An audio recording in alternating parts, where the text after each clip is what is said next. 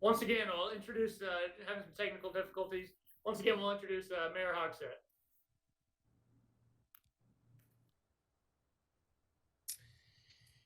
Well, good evening, everyone. I'm honored to welcome everyone to tonight's discussion. I want to thank personally Downtown District Commander Phil Burton and Assistant Chief Chris Bailey participating in this discussion and in no small measure leading it. And I thank all of you, the members of our downtown community, for joining us tonight, for taking the time to engage personally with this discussion around public safety in your district. To be sure, this is a challenging and difficult time for Indianapolis.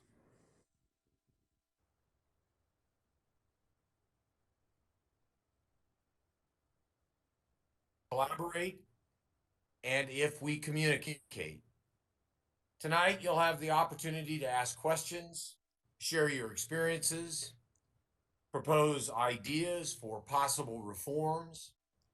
Residents of each of our IMPD districts will have this very same opportunity in the coming weeks. So tonight's conversation occurs alongside many others for Indianapolis's police department and frankly for our system of justice generally. Even with the variety of experiences, opinions, and criticisms that surround these discussions, our goal should always be to foster one city, one Indianapolis, where all residents feel they can benefit from everything our city has to offer. My thanks to the men and women of IMPD's downtown district for bringing us together this evening.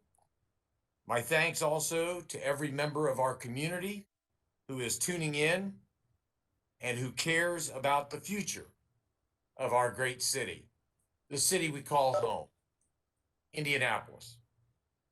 So, with that, again, I thank you all for participating. I am privileged to hand the mic off to Commander for IMPD's Downtown District, Commander Phil Burton. Commander? Thank you, Mayor. Certainly thanks to Mayor. Thank Chief Taylor, Assistant Chief Bailey, and Deputy Chief Barker for putting this together and allowing us to do this. As it was mentioned that we're actually having these community meetings, these conversations based on what took place last year in 2020. We know that 2020 was challenging for everyone, not just you as citizens, but also as a police department. So we want to just kind of go over a little bit of what IMPD strategy will be for 2021 as well as downtown district. That being said, one of the main things that we did in 2020 was actually because of the pandemic, we had to actually change the way we did some policing. And because of that, we know that there were challenges, there were an increase in homicides, there were an increase in aggravated assaults, but Indianapolis that was just not unique to Indianapolis. That actually happened countrywide, an increase. But overall, violent crime is down and overall crime is down. But the main strategy for IMPD going forward for 2021 is to work more collaboratively and have a laser focused effort on reducing violent crime and trying to get the non-fatal shootings as well as homicides to reduce. Part of the things that we will do on downtown district, the main thing that we see, knock on some wood, downtown district does not see the violent crime downtown as it is in other parts of the city. We still only represent less than 3% of all total crime in the city. But despite that, we still, as we start to have more people vaccinated, As we start to open up more, we start to have more sporting events. We're going to have more conferences come back downtown. One of the things that we want to do to keep in line with the department's overall goal is, first and foremost, have downtown district work a little more collaborative together with themselves. So we will be developing a violent crimes task force. And the mission of that task force, just like all the other ones on the other districts, will be to reduce gun violence. We're going to try to really pinpoint those individuals that have a propensity for committing violent crime. That would be our main focus for this year. We would introduce some, we've already done hotspot policing, but we would just actually focus a little more on our hotspot policing. Our hotspot policing and the hotspots downtown primarily are with our bar district, both on Mass Ave as well as South Meridian Street. We have hotspots around Circle Center Mall, our parking garages, as well as Weaver's Mission. We will continue to have our officers do directed patrols. And the directed patrols is just a more efficient way of attacking our hotspots and adding our officers, making them a little more visible in the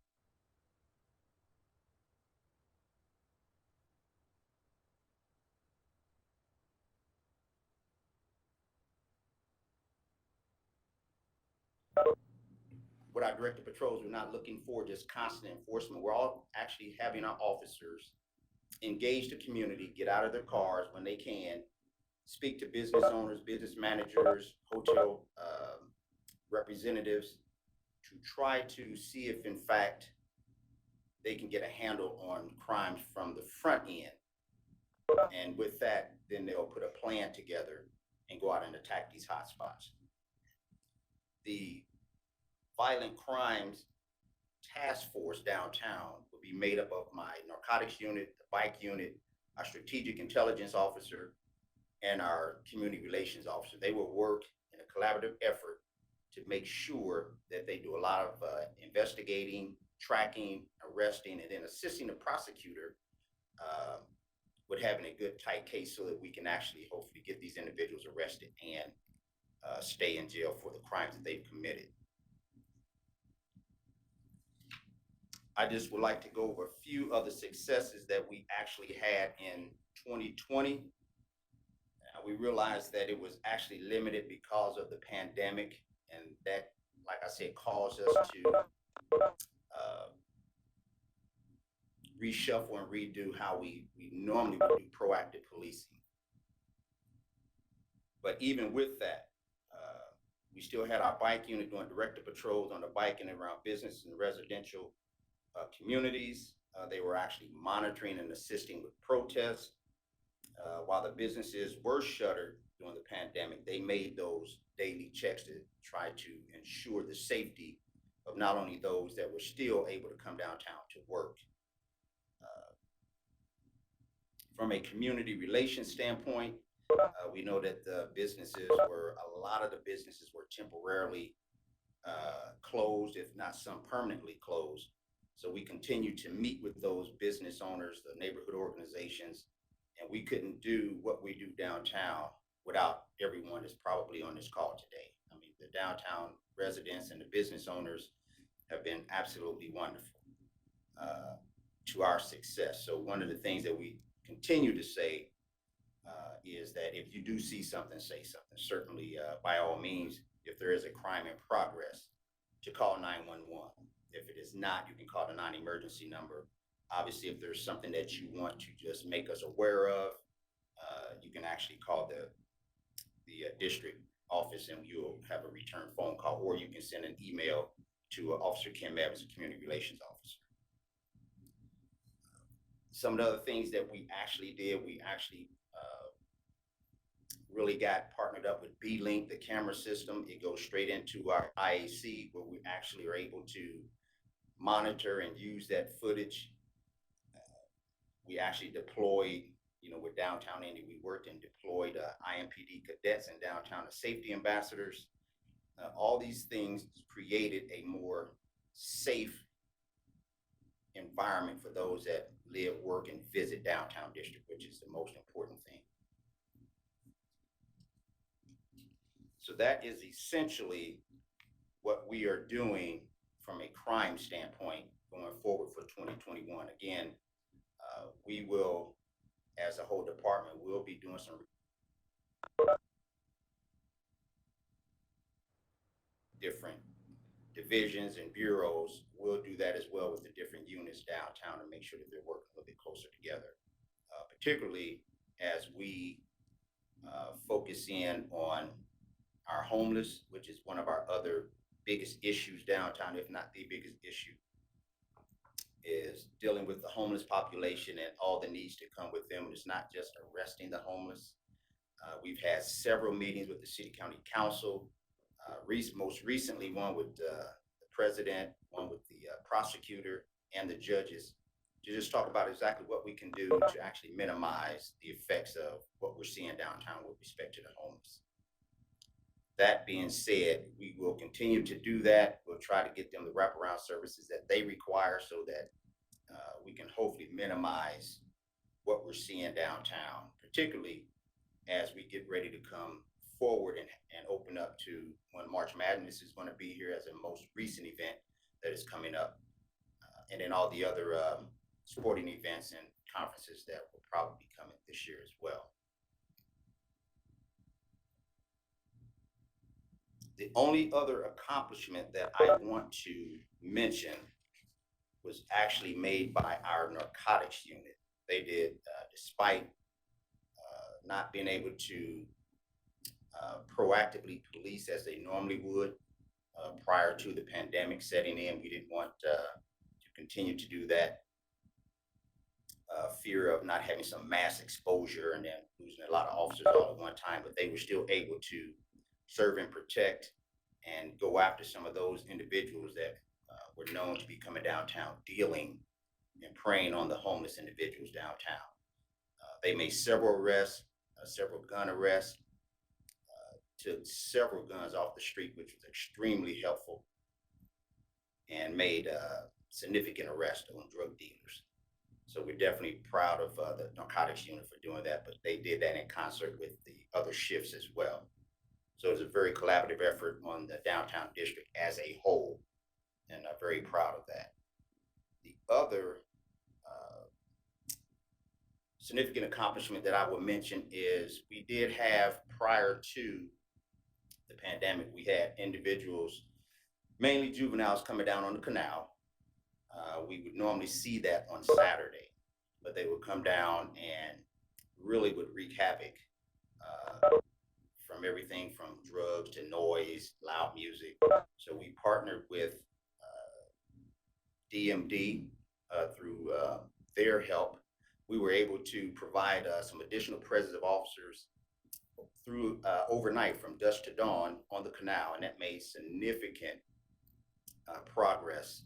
We didn't see any major incidents from July until September was when we had that detail. And even after that, I had officers continuing to conduct some extra patrols on the canal. So we still have not experienced any major incidents. Unfortunately, prior to that, we did have a large fight. We unfortunately had 2 homicides on the canal. That was certainly unfortunate, but we had that taken care of due to the extra patrols and extra visibility by the officers. So we certainly thank all our business partners, DMD, for stepping forward and assisting us, allowing us to have extra manpower on the canal.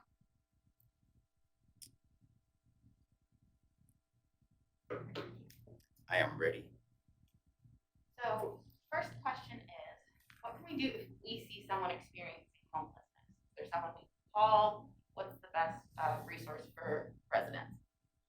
The best resource for residents would be to first call the district office and leave a message. Call the district office, leave a message. The number is 327-6500. Leave your message. Sergeant McLemore, who is the supervisor of the homeless unit, she would then return that call and have a conversation with you and hopefully get that person the resources that that person needs. Commander, can you explain the B-Link program for those who are not familiar with it? A general rundown? A general rundown on the B-Link. What we do with the B-Link program, that allows a business at a very minimal cost to put a camera up on your particular business, and that will feed directly into our IAC, our Incident Analysis Center. And we will be able to view your cameras.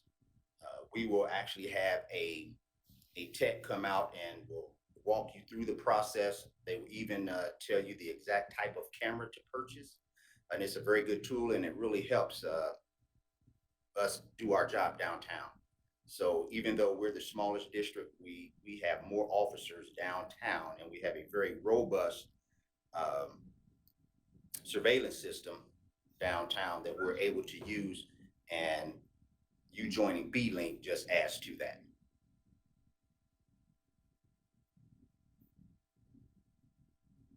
Sir, what can a resident or citizen do if they're concerned about people hanging outside of a business and they're concerned about using that business because of the extra traffic? Well, one of the things that you can do, you obviously, if they're actually on your property, you have the right to tell them to leave your business property. And obviously, if they don't do that, then call the police and we'll get there and we'll remove them for you. We would also advise that if you would like, we have what we call a trespass agreement, where we go into agreement with you. And once the individuals are served with this agreement, then we'll give them a trespass warning and tell them that they're not welcome. If they come back, then they will be arrested and removed from your business. So the question we have is, why are South Meridian bars allowed to stay open past midnight based on COVID guidelines? Well, that is one of the things that we've been struggling with. We've actually had Lieutenant Carter from IMPD, as well as the health department. So we don't police that. We just report that to the health department. They're the ones that make that mandate. And we have reported that, and we continue to report that each and every weekend. They have come down. They have made contact with several businesses that have been violating that particular mandate. So they are working to get that corrected, meaning the health department. They're the ones that would actually police that. What we do from a law enforcement standpoint is we'll still police the area as if they were able to stay open at 3 o'clock anyway. So the officers are going to do what they need to do in the event someone is found to be breaking the law or breaking the city ordinance. What are the public safety ambassadors? What's that program about? The public safety ambassadors, those were from our IMPD cadets. They would actually be deployed in and around downtown and just try to help the visitors and that come down that may need some instruction, may need direction on where to go downtown as they come in, pretty much for visitors. So it was a very successful program, and I hope we continue to do that. And that was actually deployed through downtown Indy. That was a very good program. And what can you tell us about all the things that your officers are working on as we get ready for March Madness to be in our city? Wow. For March Madness, we're working on staying safe. We know that even though this is 2021, we are still not out of the pandemic. So officers are still operating with respect to COVID guidelines. They're doing the social distancing. They're wearing their PPE. They're actually getting ready as far as speaking to different businesses, trying to talk to different visitors that may come in. They're also getting ready to work some extended hours if need be. Right now, no days have been canceled, but we will be supported heavily through Homeland Security. So we'll have additional officers downtown. So it should be very well policed, both visibly in uniform as well as those out of uniform, but it should be a safe environment. So officers are getting ready to just welcome everybody here to downtown, and hopefully they'll have a good time. Mayor Moore, and as we're asking these questions, we want to remind all our viewers that they can continue to ask their questions on WebEx or send a message to the Downtown District Facebook page. Commander, it's been a difficult year with the pandemic. Can you discuss a little bit about some of the challenges your officers have faced and what they've done to overcome those challenges. Well, one of the I would say the biggest challenge is really ensuring that as you police with the pandemic, that you're actually protecting yourself so that you can protect those that you're actually going to help. The bottom line is you want to make sure that you're as safe as possible so that you can serve and protect, and want to make sure that you don't take the virus home to your family or give it to anyone else. So that would be the biggest challenge, is ensuring their safety, that they're following not only the CDC guidelines, but they're also following the department's COVID protocol that we actually have in place. And officers have been doing that. They've been wearing their masks, wearing their gloves when they actually, prior to coming in contact with any individual on any particular run. So we have not had any shortage of officers' response. We're still responding in a reasonable amount of time to any particular run. Will there be a detectable police presence downtown during the events of the warmer months, Indy 500 and others? Absolutely. And again, with as these particular sporting events start to open back up, and they're allowing more people to attend these particular events, again, we're supported by Homeland Security. So the larger events, they will send us additional officers, whether it is, a bike squad or an event response group, which we call ERG. Either one of those particular groups, and they may send more than one, depending on the size of the event. But other than that, we will have a full complement of our own officers around the clock, working and providing the safety and security that we've done prior to the pandemic. Can you talk a little bit more about, all that your homeless unit does so that people understand kind of the focus of that unit? Right, the homeless unit, they do a lot of outreach. They do a lot of recovery. They work with the poorhouse, which is run by Andrea Demink. They work with, we have a health professional that is with them as well. And one of the things that the homeless unit does, not only go around and check on individuals that are actually, you can see on the street, they actually go to the homeless camps. Now, one of the things that I've actually had them do is to pull back from the homeless camps because we had an uptick in the virus. So I did not have them going out and going into the camps per se right now. That has actually been halted. So there are a couple of camps that they will just go by to check the outlying area, but they have those. They go out with the health professionals and the doctors on a weekly basis to ensure that individuals are getting the medication and the other services that they need, and making sure that they follow up on their doctor visits, that they all of these type of services the homeless unit actually takes care of. We have someone who's asking a question about catalytic converter thefts. Seems there have been several of these in the downtown area over the past year. What can we do to better protect ourselves and our vehicles from these thefts, or what we can do to better find people committing these crimes? Unfortunately, we have seen, and it's not just been downtown, it's actually taking place on some other districts as well. But we have made some significant arrests with respect to catalytic converters, those that were committing that particular crime. So one of the things you can do is, I don't want to have individuals incur any costs, but obviously if you're parking in a dimly lit area, you want to park where there's some light. If you have access to cameras, obviously that will catch a person on camera. Maybe there's motion that will come on and hopefully prevent somebody from doing that. But individuals are sophisticated and they're quick.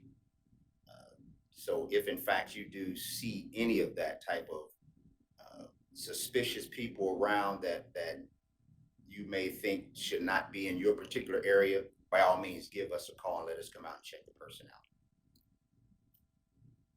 Do you know of any issues with officers receiving the COVID-19 vaccine? Have we been able to get signed up for that? We have, I don't have the numbers on that. I know that some of the executive staff and the command staff has received the COVID vaccine. One of the things that Chief Cunningham and Chief Barker has asked is that if in fact we do have that, to let them know because they want to track that as well. I did have one follow-up from the catalytic converter question. This individual says, the ones they're aware of happened during the day and were on camera. Specific feedback on that. Or if they do have that camera footage, what we would like for you to contact our district, and Sergeant Ed Brickley, who is the sergeant over our district detectives, will definitely follow up on that and see if we can get the person identified and arrested, particularly for that particular incident. Do the police spot check catalytic converter companies to make sure they are legally receiving converters? Don't know if that's Right, I don't know that per se, but I would like to think that we would. We particularly do a thorough investigation of all crimes. So I would actually say probably yes, that they at some point would check into that. Can you talk more about the Canal detail? Why you think that was successful, and if there's plans to ramp it up again? The Canal detail was extremely successful. We certainly, again, like I said, we appreciate DMD, Department of Metropolitan Development, for assisting us with that, with funding that. They actually had our officers working from dusk to dawn. So they actually worked overnight, and the officers were very visible, which is why I think it was so successful. And they worked in teams of 2, and they just covered the canal. That's exactly where they stayed at. They did not venture off into any other area of downtown district. Their main focus was the canal. And I believe that because we had that particular presence, and along with them, I still had the middle shift and late shift officers do extra patrols on the canal as well. I believe that's why they were so successful also. And hopefully, as the warmer months come upon us, which can happen too soon, that we will be able to start that detail again. Commander, where the North District is using an app called Relay app to help with dispatch of officers, is that something that's going to come to downtown district or other places that you know of? Yes, as a matter of fact, we actually have a meeting tomorrow with the individuals from Relay, and they had already spoken to Sergeant Tabitha McLemore over my homeless unit. So we're actually looking forward to that. We had a short meeting a couple of days ago, myself and Commander of Homeland Security, as well as Deputy Chief Barker.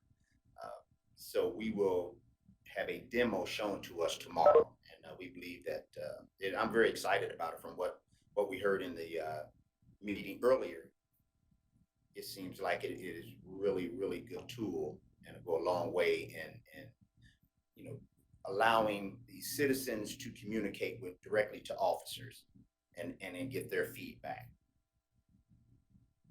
Well, I'm not seeing any more questions. Do you want to pass it off to Chief Bailey to wrap us up? I think so. Well, good Thanks, evening, everyone. everybody. Certainly appreciate it. It's so great to see so many friends from our downtown, friends I haven't seen for a long time. So just know that I appreciate you so much. Building on some of the things that Commander Burton talked about, one of our number one priorities going into this year has been to reignite our engagement with the community. Especially all of you downtown. Downtown is a unique place. It is unlike any other of our districts. I'm not saying better or worse. So anybody that's on here that lives in another district, I'm not saying that, but it's different. And so, I know the commander touched on it briefly, but we have to build better relationships with all of you. We have to reignite that engagement that we lost with this COVID pandemic, where we're not able to be face to face and talk to each other and work through our problems. Part of our crime reduction strategy in 2021, which over the next few weeks we'll be rolling out, is to understand exactly what your concerns and needs are in your individual neighborhoods, and then work with you to address those. Part of that is through the app, like he said, called Relay, and a little more on Relay. We're going to be testing that product out during the NCAA. This product is an app you would download on your phone. It allows you to communicate directly with an officer or our homeless unit, for example. Someone asked the question earlier, how do we deal with issues when we see issues, people suffering from homelessness? And we don't necessarily want a police response to deal with it because a lot of times that's not a police issue. Well, what this app allows you to do is snap a picture, take a video, send it. It'll go directly to our homeless unit, who is going to be led by now newly promoted Lieutenant Tabitha Macklemore, who was promoted today by the merit board. She's staying downtown to serve, continue to serve our citizens. She's going to take on a few more responsibilities, but we're happy to keep her down there, and she's an integral part of the commander's leadership team. But you know, those type of complaints on homeless will go directly to her and her team, who have specialized training. They have specialized experience in dealing with those suffering from homelessness, substance abuse. They have a clinician they can utilize, and so we're excited about that, and we're excited about the prospects of being able to expand the use of that particular app to even reduce police response to those suffering mental health, and send that to someone else for advice or a response that does not wear a uniform. So I know it's been a challenging year for you downtown. I want to recognize that the trauma that you all faced with the civil unrest, the damage to many businesses, the damage done by the shutdowns of businesses due to the pandemic, and all that, and then some of the increased issues that you all have down there. And our partnership with Indy Downtown Inc. and the Sports Corp and our friend like Miss Courtney here, we've done a lot of innovative things utilizing B-Link. We have almost 70 new cameras that we have access to now from our IAC, and our officers will have. One of the things I spoke to Deputy Chief Barker about today was trying to, as we increase that camera foothold, utilizing officers to watch those cameras and do what we call virtual patrols. So you can watch a lot more area with one or two cops if we have enough cameras, and then they can get on the radio and ask for assistance to come in and deal with the issues that they see. Just to give you a success story of B-Link, we all know the tragic story of the deaths on Adams Street. It was shortly after that incident that our investigators were able to access a business camera close to that location and start to narrow down vehicles that may have come to and from that location to help our investigators close that case in a quick manner. So in addition to enforcement and visibility, which you will see a lot of in the month of March, this is Indianapolis's opportunity to reopen. It is our opportunity to show the world and the country that we're up for the task, and your police department is going to be leading that effort to make sure that we have a safe and fun and successful NCAA tournament, because we know it's just going to keep rolling from there. Lots of events are already planned. So our plan is to be very visible. We know there's not really too many public-facing events during the NCAA, but we know the bars are going to be busy. We know there are going to be people in and out, and so we're going to be very visible in and around the area. The plans specific to that are still under development. There's a lot of logistics to work out, as you can imagine, with 7 different venues and 68 teams to begin with, and family and coaches and COVID restrictions and all that. So there's a lot of logistics to go through, but if there's a city that's able to pull this off, it's Indianapolis. And touching on a couple of the things, I know that you all don't experience the level of violence that some of our other communities associate, but I want you to know, as we reallocate and reprioritize our officers to deal with violent crime in other parts of the city, we are not taking resources from downtown to do that. Downtown is important. It's our economic engine of not only our city, but our state. And we have an obligation to make sure that it runs smoothly and that people feel safe to come out. Downtown is open. I visit there often. I walk around even with my family at night. I encourage you all to do it. Obviously, we have issues, but they're not issues that we can't overcome if we work together and partner in the next year and beyond to improve not only downtown, but our police department and our city together. So I appreciate you all being here tonight. And if you have any questions for me, I'll be here to answer those as well. Thank you.